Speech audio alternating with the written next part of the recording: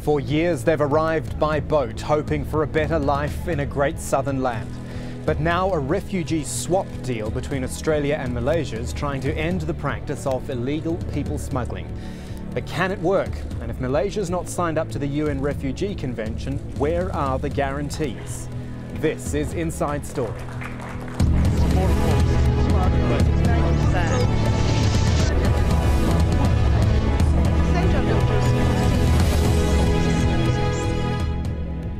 Hello, I'm Kamal Santamaria. It is, as far as deals go, pretty creative. A pact between Malaysia and Australia, financed entirely by the latter, to start to deal seriously with the issue of illegal refugees. The basic idea is that Australia will settle 4,000 registered refugees, people currently sitting in Malaysia. In return, Malaysia will take in 800 asylum seekers for processing. It'll happen over 4 years. It'll cost the Australian government around $300 million. But perhaps not surprisingly, there is opposition, some even calling it inhumane, because Malaysia is not part of the UN's Refugee Convention. Our discussion in a moment, after this report from Florence Lui. After months of negotiations and despite criticism from human rights groups, Australia and Malaysia finally signed the deal, with one main goal in mind. This is an arrangement which sends a very clear signal that Malaysia and Australia are serious about stopping people smuggling. At the outset, we decided and we realized that UNHCR and the IOM has to be on board. They will ensure that the benchmark is set, and I think that's the way forward for Malaysia too. Effective from Tuesday, asylum seekers who arrive by boat in Australia will be sent to Malaysia to be processed. Under the Transfer and Resettlement Programme, the 800 asylum seekers sent from Australia will be put in temporary holding centres for between 45 and 60 days in Malaysia, after which they'll be issued with special identity cards and moved into the community where they'll be allowed to seek employment. The plan would put them in a better position than the 93,000 refugees who are already in Malaysia. Refugees are not recognised here. They're classified as illegal migrants and subject to arbitrary arrest and detention. 1,300 people died in migrant detention centres between 2002 and 2008, largely due to a lack of medical attention. Australia has no right to outsource its international obligation under the Refugee Convention and send the refugees to Malaysia, which is not a signatory to the 1951 Convention. The UN High Commissioner for Refugees, stopping short of approving the deal, says the success of this arrangement will be in its implementation. Human rights advocates argue that Malaysia has shown from its track record that it may not be the best place for those fleeing from persecution and discrimination in their homelands. Florence Lui for Inside Story, Kuala Lumpur. So lots to talk about. Let's bring in our guests for today. In Sydney is Roger Maynard, an author and veteran journalist. And in Bangkok for us is Phil Robertson from Human Rights Watch. He's Deputy Director of the group's Asia Division. Gentlemen, thank you both for your time. As I said, lots of separate issues which will all combine into this major story to talk about. I do want to separate them out as much as possible and start with just looking at the deal itself, leaving aside the issue of Malaysia and the UN's Refugee Convention. Let's start with Roger Maynard in Sydney. When the Australian government, or the minister there, calls it a cutting-edge deal and a bold deal, is he overcooking it at all, or is this a real big departure in something that should be even lauded for its boldness? Well, I think it's more of a desperate deal more than anything, partly because you've got to see this within the context of the current popularity of the Australian Labor government. The primary vote for Labor was down to about 26% a few weeks ago, and Prime Minister Julia Gillard is desperate to shore up support. Now, for the past couple of years, the Labor government has been under severe criticism for its for the way it's tackled the boat people problem. For its border protection policy. Under the previous Howard government, the Liberal Conservative government, there were virtually no boat people arrivals for much of the previous few years. Immediately Labor came in, it was perceived by the people smugglers that Labor was a bit of an easy touch, and therefore the people smuggling could continue. And as a result of that, over the past 3 or 4 years, we've had about 145 boats, 6,500 people, asylum seekers, landing on Australian territory. And that was perceived to be a great weakness of the Labour government. The Labour government was under a lot of criticism, and as a result of that, they had to do something. What they've done effectively is almost go back to the old so-called Pacific solution of the previous John Howard Conservative government by entering into this deal with Malaysia and discussing another detention centre in Papua New Guinea. So the opposition here describe it as a major backflip for the Labour government. What about the actual nuts and bolts of the deal, though? You've given us the political background, which is very important, but what do you make of the actual nuts and bolts, this idea and the fact that the Australians will pay for it all? Well, I think a lot of people here feel that the Australian government's been conned. They say, OK, 800 people, 800 asylum seekers will be processed in Malaysia. They'll be sent up to Malaysia. In exchange, Australia gets 4,000 refugees or asylum seekers back. A lot of people here feel that's not a very equal deal, not very fair, and that Australia's got the, as I would say here, the prickly end of the pineapple. You know, so the perception is that it's a deal that it's not really in Australia's favour. Phil Robertson in Bangkok, let's bring you in and get your thoughts. Again, leaving aside the issue of Malaysia's not being signed up to the UN Refugee Convention, because we'll talk about that later. What do you make of the actual idea, the theory behind this deal? Well, we have some very significant problems with this. What you're talking about is you're talking about returning 800 people from a ratifying state of the convention to a non-ratifying state. That's our, of course, first concern. But the second concern is that essentially you're going to be bringing these 800 asylum seekers back and treating them under an entirely different set of rules that the other 90,000 don't receive. You talking about providing them with health and education and right to work, which we support. We think that's actually very important for those 800 refugees. But we think that those guarantees should actually be provided to the other refugees who register in Malaysia as well. And so, you know, this deal is creating a sort of gold standard refugee, the people that are returned back, who are going to have the special cards, and who won't face the kind of abuse that all the other refugees in Malaysia face, which is, for instance, issues related to arbitrary arrest, extortion, long detention in immigration detention centers where people have suffered from untreated diseases and lack of food and sufficient attention to health, a whole litany of problems that raise very serious concerns about Malaysia's not only ability to implement this agreement, but also the political will to treat refugees as persons who deserve protection. So one of the big issues, one of the big issues you're bringing up is that it's too narrow, basically, that we're only dealing with 800 people who will be dealt with and treated differently, effectively. Right. It's too narrow in its scope? Right, well, I think that's a very significant problem. I mean, our idea, the way they should have dealt with this, is that Australia should have worked with Malaysia, get Malaysia to sign the Refugee Convention, and work with them to change a policy where they actually provide assistance and support for refugees, provide these issues, for instance, as right to work or education and health for refugees, and allow them to resettle from Malaysia.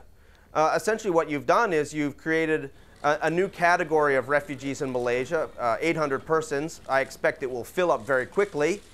And then all this hubbub and all the money that's being spent on this deal and all the so-called deterrent effect will be out the window. And so that's a very, very significant concern. I mean, a question of not only from the rights perspective, but also whether this deal is actually going to do the things that the immigration minister and the home minister are promising in their press conference. Gentlemen, you saw Australia's immigration minister, or heard at least in our report earlier, our viewers certainly saw. Just want to play a little bit more of what he said actually in an interview with Al Jazeera when he was questioned on the financial aspect of the deal, the fact that Malaysia doesn't have to pay. Have a quick listen.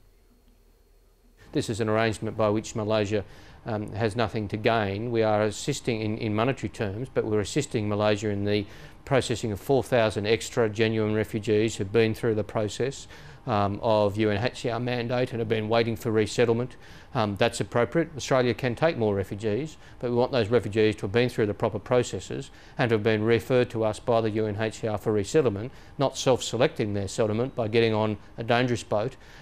People have lost their lives in the last 12 months making the journey from Indonesia and Malaysia to Australia. We want to stop that, and that means a very firm and clear message. Right, so that was the Australian Minister of Immigration there. Roger Maynard, if I come back to you in Sydney, you were talking about the government perhaps not looking very good out of all of this. I mean, he's effectively saying here, look, we'll take refugees, we'll do the right thing, but we just want to do it through the proper channels. Is he not painting the government quite well there? Well, of course he would say that, wouldn't he? Yep. I was just looking at some comments on the internet before I came in response to this story, and they were 90% against what the Labour government is doing here. A lot of people felt that Australia was being sold out here to a certain extent and was getting a very, very poor deal out of it. The other important thing to mention here, of course, is what happens after those 800 asylum seekers are sent to Malaysia. Now, it may be that as a result of this agreement today, that the people smugglers don't send any more people for a time, that there are no asylum seekers because nobody wants to be sent back to Malaysia after getting to Australia. But what if the boat people do continue? What if those asylum seekers do continue? What happens after we reach that 800 figure? Does Australia negotiate another agreement with Malaysia, or what? Or is it open slather again for those boat people who want to come to Australia? It's a very, very important thing, and so it makes you wonder whether this is just a very short-term solution. And I guess also, does it look at doing this with other countries? Malaysia is almost a test case here, but this could open it up to deals with other countries as well on a similar basis.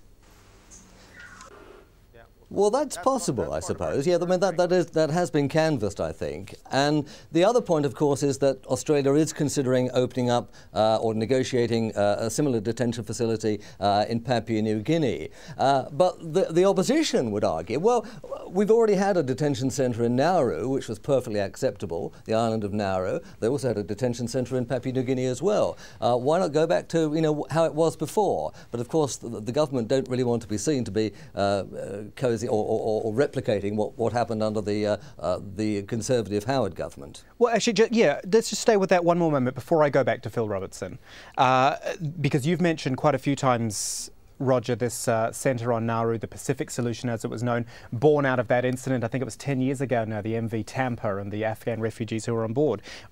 What was seen as wrong with that by this Labour government? Why was that gotten rid of in the first place, if it seems we're almost going back to that now? Well, because I think the core of the Labour Party felt that there ought to be a more humanitarian, understandably more humanitarian attitude to the asylum seeker problem.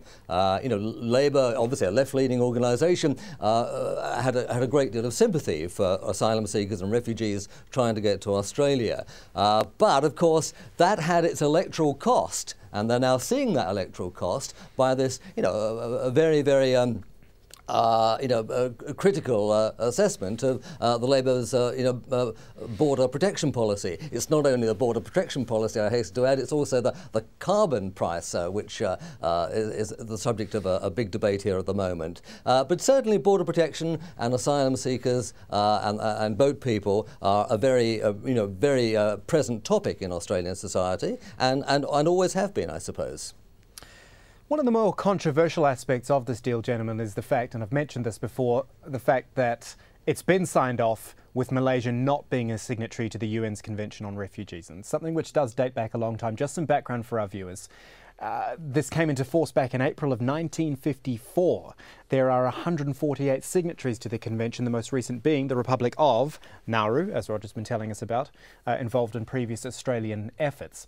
And for the record, according to this convention, a refugee is someone who is, and we're paraphrasing slightly here, but owing to a well-founded fear of being persecuted for reasons of race, religion, nationality, membership of a particular social group, or political opinion, is unwilling to avail himself of the protection of that country. So we bring in Phil Robertson now from Human Rights Watch to discuss this. And the question being, why is Malaysia not a part of this? What reason does it give for not wanting to sign up to that sort of ideal? That is a very good question. Malaysia has been allergic to signing almost all the international human rights conventions. They've signed very few. And they have consistently treated refugees or asylum seekers as illegal migrants. In fact, under Malaysian law, there is no specific legal provision for a refugee. And the systems for registering refugees have basically been outsourced by the Malaysian government to the United Nations for the High Commissioner on Refugees. So you're looking at a situation where there has largely been a Malaysian allergic reaction to the idea of like formally having refugees present or formally signing up to provide protection to them. I think that the larger issue is that we are looking at an agreement which will essentially outsource Australia's commitments to abide by the Refugees Convention to Malaysia in a way that doesn't provide effective guarantees that those commitments will be met. We're very concerned about, for instance, this Nauru solution and the discussion of this coming back up. That policy of the Howard government was frankly a human rights abomination. It was perhaps the worst way to deal with boat people. The saddest part of this is that Australia, if it had a straightforward approach to this, receiving these boat people, expeditiously dealing with them through refugee status determination, and then saying, look, if you don't meet the refugee standards, you're not eligible and you're deported, we would end up with a situation where Australia would be meeting its international obligations and they wouldn't have to be spending all this money to ship 800 people back to Malaysia. I think that unfortunately, you know, they seem to have been blinded by the need to do something, do anything, to show the Australian voter that they're dealing with this problem. I will say one other thing, however. We do commend the Australian government for agreeing to accept more registered refugees from Malaysia, the acceptance of 4,000 refugees over this period of time. That's a very welcome step. We would actually, in fact, encourage Australia to do more, to share the burden of refugee resettlement from Malaysia with other countries like the United States, Canada, and others who have been actively involved in resettling refugees from Malaysia. Because at the end of the day, we're still talking about 90,000 refugees, many of them from Burma, who can't go home, who do face very severe persecution, and who do need assistance. What about Malaysia doing more? And I guess I'm referring to the idea of it, excuse me if I can say this, cleaning up its act. The numbers we have that from 2002 to 2008, 1,300 people died in migrant detention centres. I mean, does it? And I should point out, we did try to get someone from the Malaysian government on this program, but it didn't quite work out for this show. Did they talk about that, though, and point to that and give any explanation for those numbers? Well, no, they haven't. And in fact, I have been in some of the immigration detention centres. I was in Seminye 2 years ago, and they didn't even have a permanent health officer based at that detention center. The food was substandard. People were offering complaints when we walked in there, raising all sorts of issues. People who had been detained for a year, 2 years, in some cases 3 years, without any way to get out. And also a very significant concern, of course, is also the very tough policy the Malaysian government has, which is to cane male migrants, people who are irregular migrants. And this could include persons who might have a refugee status claim but haven't been able to make that claim. If they're considered to be a legal migrant, if they're found to be guilty of entering Malaysia illegally, they will be caned. And caning is a form of torture under the UN Convention Against Torture. So we have very, very serious concerns about the way that Malaysia treats refugees and treats people who, from other countries who go there either as migrant workers or perhaps as persons who are fleeing persecution but perhaps not able to exercise a refugee claim and sort of stuck betwixt and between. There's a continued punitive approach by Malaysia that is embodied in these immigration detention centers and the horrific conditions that are in there that have been condemned by the Malaysian Human Rights Commission and by the Malaysian Bar Association, but to no avail. The government just keeps plodding on ahead. Roger Maynard in Sydney, from the picture that Phil Robertson's just painted there for us, I'm seeing another image problem for the Australian government by association. It's lauding this deal, but I guess a lot of people would look at it and say, well, why are you doing a deal with a government with a questionable record like this? Much in the way people often speak about China these days in human rights issues. Exactly. This is a very, very important point. Over the past few weeks, I mean, ever since this agreement was first mooted, there's been an enormous amount of media coverage here on the television, the newspapers, the radio, about the sort of way that Malaysia does treat its asylum seekers and refugees. The other speaker mentioned the caning and the general abuse of many refugees in Malaysia. And Australia, I mean, Australians are very fair people, it has to be said. You know, they like to see justice, and they're not very happy about the idea that, you know, 800 people should suddenly be sent to this country and to be processed there in a country that is not a signatory to the UN Convention on Refugees, and all the risks that entails. So there is a genuine concern, I think, apart from the political aspect of it all, there is a genuine concern about whether or not Australia is doing the right thing by taking this action in the first place. The UNHCR, the UN's Human Rights High Commission on Refugees, has said the critical test of this arrangement will now be in its implementation, both in Australia and Malaysia. I guess what I'm asking you, and I'll ask this to both of you, we'll start with Roger, the checks and balances on this. How is this going to actually be put into place, and who's going to oversee it, apart from individual governments? Yeah, well, that does remain to be seen. You're quite right. Now, the Australian government, the Labor government, has been very, very quick to emphasise the point that there will be care for these people. They will be given better treatment than other refugees. They will be educated, and the Australian taxpayer will pay or finance all this too. So the government has gone out of its way to reinforce the point that they're trying to do the right thing. But whether or not that works out in practice remains to be seen. You make the point, who oversees this? Well, I suppose, you know, UN agencies will help to oversee it. But still, you know, you've got, you know, 800 people, and soon they'll probably get mixed up with all the other 95,000 refugees there as well. How do you keep tabs on these people and how they're being treated? And that's the worrying aspect, I think. Phil Robertson, is this a chance to actually put some pressure onto Malaysia to get it to sign up to the convention? The fact that the UNHCR hasn't dismissed this out of hand, it's actually said there are some quite important protection safeguards in there, and we're pleased to see this, and we're glad you consulted with us even if you're not a member. Is it a chance to maybe try and bring them into the club? Well, I hope UNHCR will try to do that, but UNHCR has been operational in Malaysia for many years and has not made much progress with the Malaysian government in convincing them to sign up to the Refugees Convention. It's important also to note that in their statement about this agreement, UNHCR made it clear that they had not signed it, that they are not a signatory to this agreement. And in fact, right at the outset, they said that they would have preferred an approach that would allow for processing of refugees in Australia in line with the Refugee Convention. Then they continued on to say particular things about this agreement, you know, talking about issues of respect for the principle of non-refoulement and various different protections that have been promised for these 800 refugees. I think that there is also a very important issue that needs to be dealt with, which is UNHCR's ongoing status in Malaysia. UNHCR doesn't have formal agreements. They have a lot of informal agreements to operate in Malaysia, and they effectively provide all the refugee screening determination work for Malaysia. They're almost an entity unto themselves.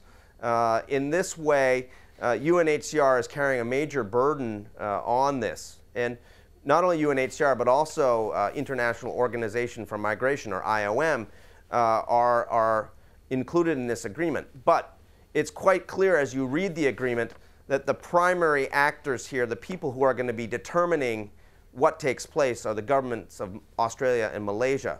Even in the sort of joint committees that have been established by this agreement, they actually use the words that it will be the Minister of Immigration from Australia and the Minister of Home Affairs, and their staff will be the core members of this committee, and that other agencies such as IOM and UNHCR could be included as well.